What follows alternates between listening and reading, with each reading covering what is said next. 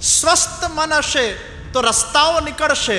અસ્વસ્થ મનથી ક્યારે પણ કોઈ રસ્તા ના નીકળે. અને એટલે જ જીવનના અંદર જ્યારે દુઃખ આવે ને ત્યારે મનને સ્વસ્થ રાખવાનું છે. ભલે થોડાક આપણે અસ્વસ્થ થઈએ, આપણને ગુસ્સો આવી જાય, આપણને સ્ટ્રેસ આવી જાય, થોડોક સમય પાણીમાં પથરો નાખો ને તરંગો આમ થઈ જાય અને પાછું પાણી શાંત થઈ જાય, એ જુદી વાત છે. પણ જો અસ્વસ્થ થઈને પાછા જલ્દી સ્વસ્થ થઈ જવું ને, એ સ્વસ્થ મનની નિશાની છે. પણ અસ્વસ્થ થઈને 24 ને 48 ને 72 કલાક અસ્વસ્થતામાં જ રહેવું ને લમણે હાથ લઈને બેસતા જ રહેવું, અરે મારા જિંદગીમાં તો જુઓ ને કેવું દુઃખ આવી ગયું છે.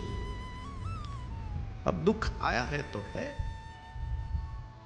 હવે લમણે હાથ લઈને બેસવાથી તો કંઈ દૂર નથી થવાનું, અને વગર કારણના ભય રાખીને પણ કંઈ દૂર નથી થવાનું. ભગવાનની ભક્તિ વ્યક્તિને માનસિક રીતે સ્વસ્થ બનાવે છે, એને પરિપક્વ બનાવે છે. અને એટલે જ સુખ આપણા અંદર છે, આનંદ આપણા અંદર છે, અંતર્યામી કૃષ્ણ આપણા અંદર છે.